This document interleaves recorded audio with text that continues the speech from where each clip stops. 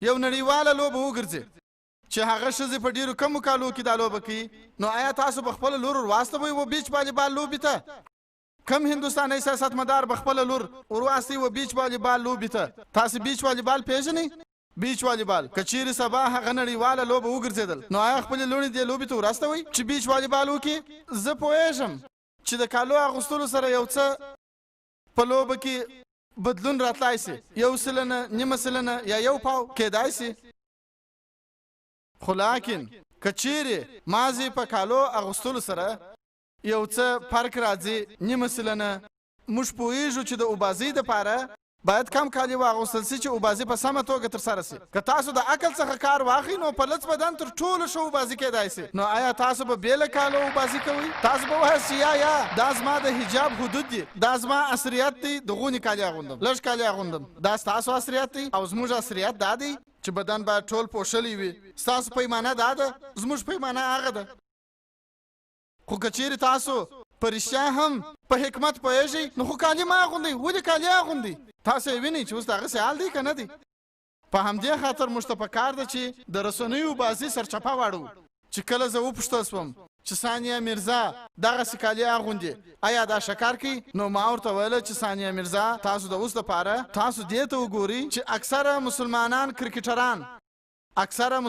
کرکټران که هغه د هندوستان دپاره لوبه کوي، که د پاکستان دپاره لوبه کوي، د لمانځه پر وخت لمونځ هم نه ادا کوي، د جمعې لمونځ هم نه کوي. په صحیح احادیثو کې راغلي دي چې د کافر او مسلمان تر مابین چې کم فرق دی هغه دی لمونځ.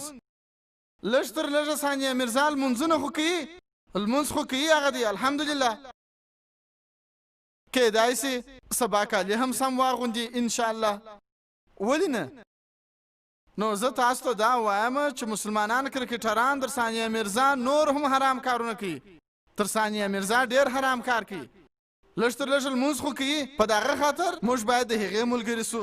که هغه یو غلطي کوي نو موږ باید د هغې سره په حکمت سره مخامخ سو او باید ورته ووایو انشاءالله الله تعالی به هغې ته هدایت وکړي. لږ تر لږه لمونځ خو کوي. کېدای سي یو څو میاشتې وروسته یا څو کاله وروسته کېدای سي چې الله تعالی به هغې ته هدایت وکړي، نو کالي به هم سم واغوندي. او زه پوهېږم چې د دې په لوبه کې به شاید نیمه سلنه، 1 سلنه کېدای سي چې د ټولو کالو اغوستلو په سبب په لوبه کې یو څه کمی راسي. که الله د چا ملګری نو په لوبه کې به څونه پرمختګ وکړي.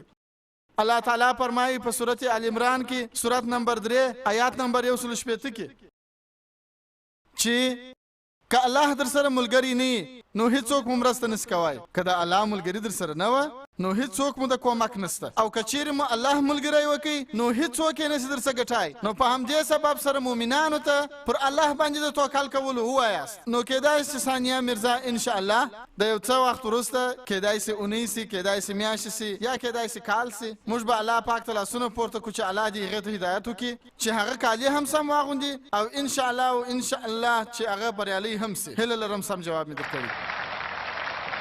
لکه څنګه چې ما تاسو ته وویل چې وخت ډېر کم دی خو پوښتنې ډېرې دي، مګر د قانون درناوی هم باید وشي. په دې خاطر موږ دغه نننۍ ناسته موږ په دغه ځای ختموو.